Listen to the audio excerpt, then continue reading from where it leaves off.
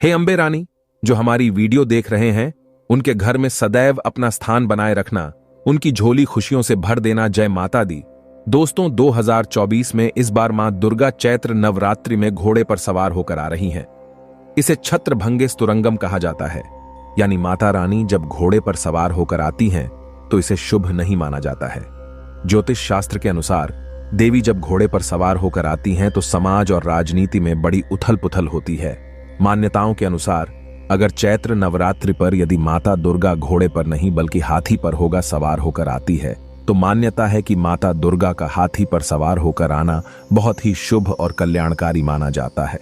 जीवन सुखमय हो जाता है, भक्ति का भरपूर लाभ भक्त जनों को मिलता है, दिल में सुकून मिलता है। माता वैष्णो भरपूर आशीर्वाद देती हैं। दोस्तों, इस बार नवरात्रि पूरे 9 दिनों तक चलेगी, यानी 9 दिनों तक नवरात्रि का पर्व मनाया जाएगा।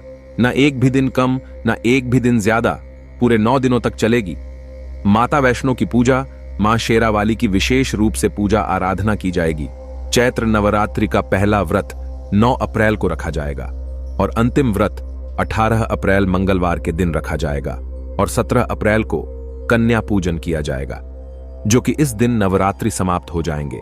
आपको बता दें, 9 अप्रैल को घट स्थापना का मुहूर्त सुबह 6:03 से 10:14 तक रहेगा। दोस्तों, चलिए अब जानते हैं नवरात्रि में कौन कौन सी सब्जी नहीं खाना चाहिए और कौन कौन सी सब्जी खाना चाहिए और कौन सा फल खाने से व्रत टूट जाता है। आइए जानते हैं नवरात्रि में क्या खाएं और क्या नहीं खाएं और क्या पीना चाहिए और कौन सा फल खाना विशेष और शुभकारी माना गया है।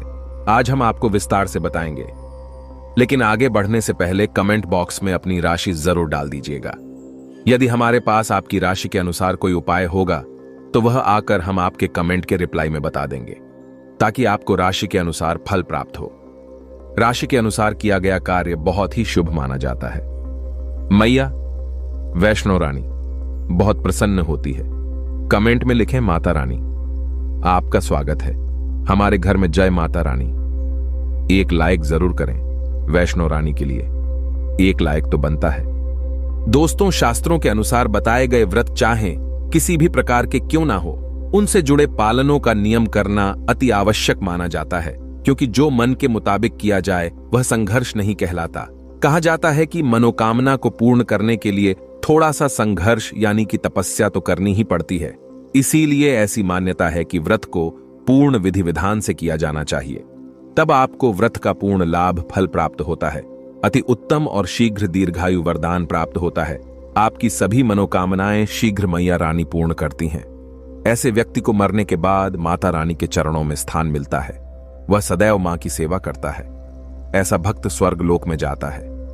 इसीलिए हर शास्त्र यही कहता है कि सच्चे दिल से अगर आपके मन में ईश्वर के प्रति श्रद्धा हो तो बिन पूजा पाठ के ही सारा फल मिल जाता है, और अगर मन में ईश्वर के प्रति शंका हो तो उस मनुष्य को कई जन्मों तक सुख नहीं मिलता, वह नरक में ही भटकता रहता है।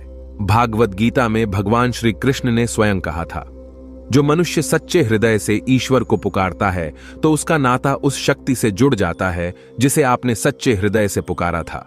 इसलिए भगवान भी कहते हैं कि सच्चे हृदय से ही ईश्वर को पुकारो तो वह आपकी हर मनोकामनाओं को पूर्ण करते हैं।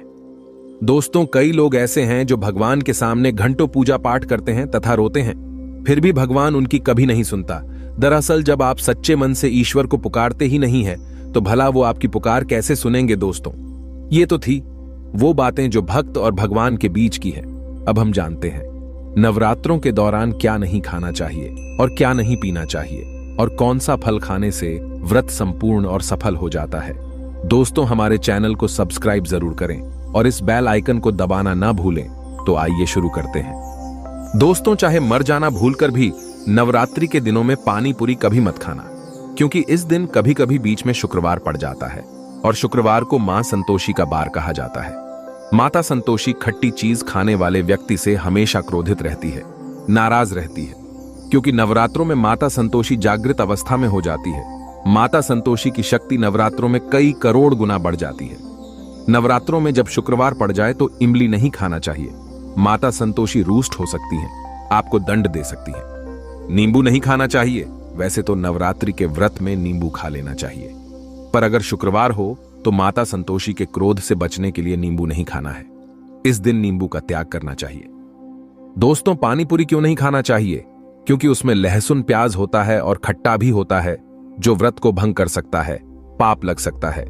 ध्यानपूर्वक अगर आप शुक्रवार को खट्टा नहीं खाते हैं तो माता संतोषी आपको धन धान्य से मालामाल कर देती हैं, आपके घर में अपना वास बना लेती हैं। बस शुक्रवार के दिन, नवरात्रों के दिनों में इस चीज का त्याग करना चाहिए, पालन करना चाहिए।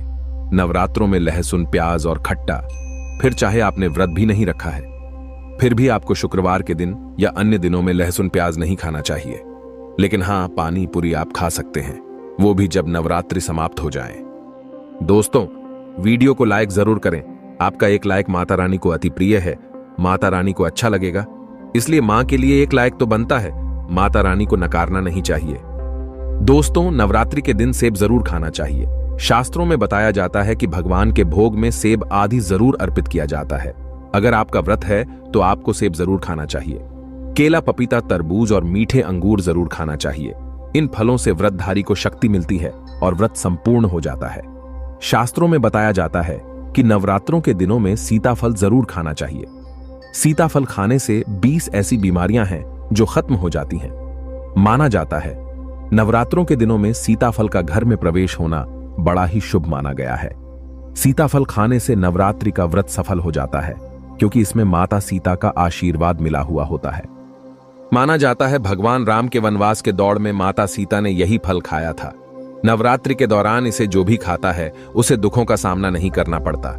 सीताफल आपको जरूर खाना चाहिए। माता सीता प्रसन्न होती हैं और आशीर्वाद देती हैं।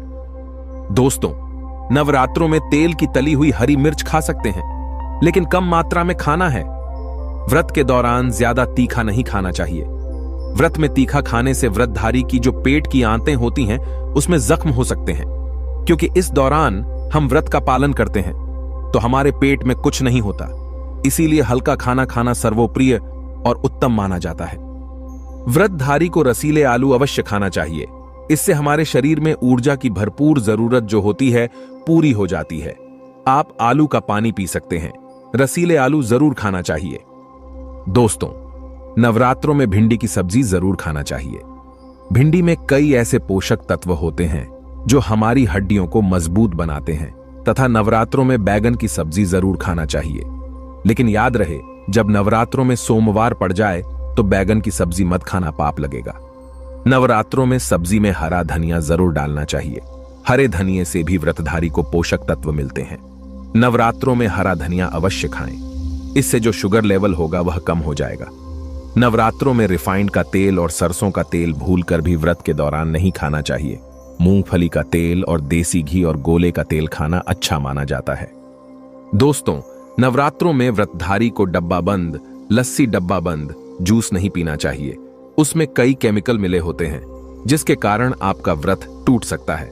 जब भी आप फलों का जूस पिएं तो याद रखें उसमें नमक ना डालें, नहीं तो व्रत टूट जाएगा। साथ ही साथ जूस में बर्फ भी नहीं डालना चाहिए। फलों का सादा जूस पीने से व्रत सफल होता है।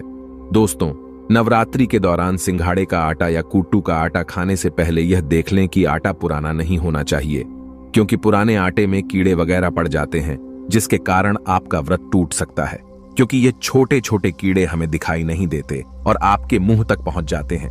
ऐसा आटा खाना मतलब कीड़े मकोड़ों का मांस खाने के बराबर माना गया है। दोस्तों, नवरात्रि के दौरान आप शाम के समय खाने में दही ले सकते हैं, आलू वगैरह खा सकते हैं, आलू के चिप्स खा सकते हैं, साबूदाने की टिकिया बनाकर खा सकते हैं, साबूदाने की खिचड़ी खा सकते हैं, आलू के पापड़ भी खा सकते हैं। कि सब्जियां तो ऐसी है जो नवरात्रि के दौरान भोजन में शामिल कर सकते हैं। इससे आपको एनर्जी मिलेगी और व्रत सफल हो जाएगा। नवरात्रि के दौरान आप दूध पी सकते हैं जो आपको ताकत देगा। चाय वगैरह भी पी सकते हैं, लेकिन याद रहे उसमें नमक ना डालें। चाय में नमक डालने से व्रत भी टूट जाएगा और हड्डियां भी गल जाती हैं। एक बात का ध्यान रहे, व्रतधारी को पेट भर खाना यानी गले तक भोजन नहीं करना चाहिए, नहीं तो व्रत रखने का कोई भी फायदा नहीं होगा। थोड़ा थोड़ा खा सकते हैं। दोस्तों, नवरात्रि के 9 दिन आदिशक्ति मां दुर्गा को समर्पित होते हैं। नवरात्रि के 9 दिन माता रानी के 9 अलग अलग स्वरूपों का पूजन किया जाता है। नवरात्रि के 9 दिनों तक माता रानी को अलग अलग स्वरूप के हिसाब से अलग अलग पुष्प, अलग अलग भोग अर्पित किए जाते हैं। लेकिन क्या आप जानते हैं, कुछ ऐसी वस्तुएं हैं जिन्हें नवरात्रि के दौरान भूलकर भी माता रानी को अर्पित नहीं करना चाहिए। अगर इन वस्तुओं को आप गलती से भी माता रानी को अर्पित कर देते हैं तो आपको व्रत और पूजन का पूर्ण लाभ नहीं होगा। इसीलिए माता रानी की कृपा प्राप्त करने के लिए आपको यह जानना अति आवश्यक है कि वो कौन सी ऐसी वस्तुएं हैं जो माता रानी के पूजन में भूलकर भी इस्तेमाल नहीं करना चाहिए। तो आइए मां का जयकारा लगाते हुए वीडियो को शुरू करते हैं। दोस्तों, नंबर 1, नवरात्रि के दौरान शादीशुदा महिलाओं को सफेद कपड़े पहनकर पूजा पाठ नहीं करना चाहिए। साथ ही साथ काले कपड़े भी नहीं पहनना चाहिए। इससे पूजा व्रत आदि खंडित हो जाती है। माता की चौकी जब आप लगाएं तो उसके नीचे कागज नहीं लगाना चाहिए। माता की चौकी हमेशा लाल कपड़ा बिछाकर ही बनाना चाहिए। हमेशा याद रहे, नवरात्रों के इन 9 दिनों तक व्रतधारी को अपना आसन मां की चौकी के आगे ही लगाना चाहिए और वहीं पर आपको सोना चाहिए। मंदिर को नवरात्रों के दौरान अकेला नहीं छोड़ा जाता, बहुत ही अशुभ माना जाता है। जरा आप ही सोचिए, माता रानी 9 दिनों के लिए धरती पर आकर आपके घर में रहने के लिए आई हैं और ऐसे में आप उन्हें अकेला अगर छोड़ते हैं तो माता भी आपको छोड़कर चली जाएंगी। वह कहेंगी, इसको मेरी जरूरत नहीं है। वह अकेली पड़ जाती हैं। इसीलिए माता के पास में ही सोना चाहिए। दोस्तों, नंबर 2, नारियल हिंदू धर्म में नारियल को समृद्धि, धन, श्रद्धा और सम्मान का सूचक माना जाता है। नारियल को श्रीफल भी कहा जाता है। नारियल को सुख समृद्धि में वृद्धि करने वाला माना जाता है। नारियल का हर मांगलिक कार्य में विशेष महत्व होता है। जैसे कि आप सभी जानते हैं कि माता रानी के कई मंदिरों में नारियल से बलि भी दी जाती है और माता रानी के पूजन में नारियल का इस्तेमाल हम सभी करते हैं। खासकर कलश की स्थापना नारियल रखकर ही की जाती है। माता रानी की पूजन में हम नारियल इस्तेमाल करते समय कुछ गलतियां कर बैठते हैं। दोस्तों, नारियल कई प्रकार के होते हैं, एक हरा, दूसरा सूखा, जिसके अंदर पानी होता है। जिस नारियल के अंदर पानी होता है, माता रानी के पूजन में सदैव पानी वाला और जटा वाला नारियल ही इस्तेमाल करें। नारियल का पूर्ण होना चाहिए। नारियल चटका हुआ या टूटा हुआ नहीं होना चाहिए, क्योंकि साबुत नारियल ही पूर्ण और पवित्रता का प्रतीक होता है। साबुत नारियल ही सुख समृद्धि का प्रतीक होता है। साबुत नारियल को ही श्रीफल यानी कि मां लक्ष्मी का फल कहा जाता है। नवरात्रि में माता रानी के कलश की स्थापना करते समय जटा वाला यानी पानी वाला नारियल ही कलश पर स्थापित करना चाहिए। साथ ही यह ध्यान रखना चाहिए कि नारियल को सदैव कलश के ऊपर लेटाकर रखना चाहिए। घट स्थापना करते समय कभी भी नारियल को खड़ा करके नहीं रखा जाता। नारियल को सदैव लेटाकर कलश के ऊपर रखा जाता है। साथ ही नारियल को स्थापित करने से पहले आप नारियल को लाल कपड़े में लपेटकर उस पर और फिर लाल चुनरी उड़ाकर आप नारियल को कलश के ऊपर स्थापित करें। शास्त्रों के अनुसार कलश के ऊपर जब सही तरीके से नारियल रखा जाता है और सही प्रकार का नारियल रखा जाता है, तभी ही व्रत और पूजन का पूर्ण फल प्राप्त होता है। यह भी ध्यान रहे कि महिलाएं माता रानी को नारियल अर्पित तो कर सकती हैं, लेकिन कभी भी माता रानी के सामने नारियल को भूलकर भी ना तोड़े, क्योंकि नारियल बीज रूप होता है और स्त्रियां बीज रूप से ही शिशु को जन्म देती हैं। इसीलिए कभी भी महिलाओं को नारियल नहीं तोड़ना चाहिए। दोस्तों, नंबर 3, लौंग हम सभी माता रानी के पूजन में इस्तेमाल करते हैं, लेकिन लौंग का इस्तेमाल करते समय एक बहुत बड़ी गलती कर बैठते हैं। हमेशा ध्यान रखना चाहिए कि माता रानी को सदैव फूल वाली लौंग ही अर्पित करना चाहिए। जिस लौंग के ऊपर फूल नहीं होता या फिर जिस लौंग के पीछे लकड़ी की डंडी नहीं होती, उसको आप माता रानी के पूजन में भूल कर भी इस्तेमाल ना करें। फूल वाले लौंगों को ही पूर्ण माना जाता है और माता रानी की पूजन में कोई भी अपूर्ण वस्तु, कोई भी खराब वस्तु या टूटे हुए अक्षत इस्तेमाल नहीं करना चाहिए। इसीलिए सदैव माता रानी की पूजन में फूल वाली लौंग का ही इस्तेमाल करें। दोस्तों, नंबर 4, तुलसी के पत्ते अर्पित नहीं करने चाहिए। मां दुर्गा के पूजन में तुलसी पत्र का इस्तेमाल करना वर्जित माना जाता है। तुलसी पत्र के अलावा आंवला भी माता रानी को अर्पित नहीं करना चाहिए और दुर्बा भी माता रानी को अर्पित नहीं करना चाहिए। दुर्बा भगवान श्री गणेश को अति प्रिय है। नवरात्रि में आप भगवान गणेश को दुर्बा अर्पित कर सकते हैं। भगवान विष्णु जी को तुलसी के पत्ते अवश्य अर्पित कर सकते हैं, लेकिन माता रानी को भूल कर भी तुलसी के पत्ते या दुर्बा अर्पित ना करें। माता रानी को सफेद फूल भी अर्पित ना करें। माता रानी को सदैव लाल रंग के फूल अर्पित करने चाहिए। लाल रंग के फूल माता रानी को अति प्रिय है। खासकर माता को गुड़हल और कमल के फूल अति प्रिय हैं। शास्त्रों में बताया जाता है कि घर में माता रानी की 2 या 3 मूर्तियां या फोटो नहीं होने चाहिए। इस बात का भी आप विशेष ध्यान रखें कि माता रानी के पूजन में कोई भी खंडित चीज इस्तेमाल ना करें, जैसे कि चटका हुआ या टूटा हुआ दीपक या फिर चटका हुआ कोई बर्तन। साथ ही ये भी ध्यान रहे कि लोहे की और प्लास्टिक के बर्तन आप माता रानी के पूजन में इस्तेमाल ना करें, क्योंकि प्लास्टिक के चाइनीज बर्तन हड्डियों के पाउडर से मिलकर बनते हैं। ऐसा ना करें। ऐसे बर्तनों को माता रानी के पूजन से सदैव दूर रखें। माता रानी को जो पुष्प अर्पित कर रहे हैं उन्हें सूंघे नहीं, सूंघे हुए फूल या गिरे हुए फूल या फिर मुरझाए हुए फूल माता को अर्पित ना करें। दोस्तों, कमेंट बॉक्स में लिखें जय माता दी। जानकारी पसंद आए तो एक लाइक तो बनता है। आपका एक लाइक हमारे लिए बहुत ही कीमती है। मैया रानी के लिए एक लाइक तो बनता ही है।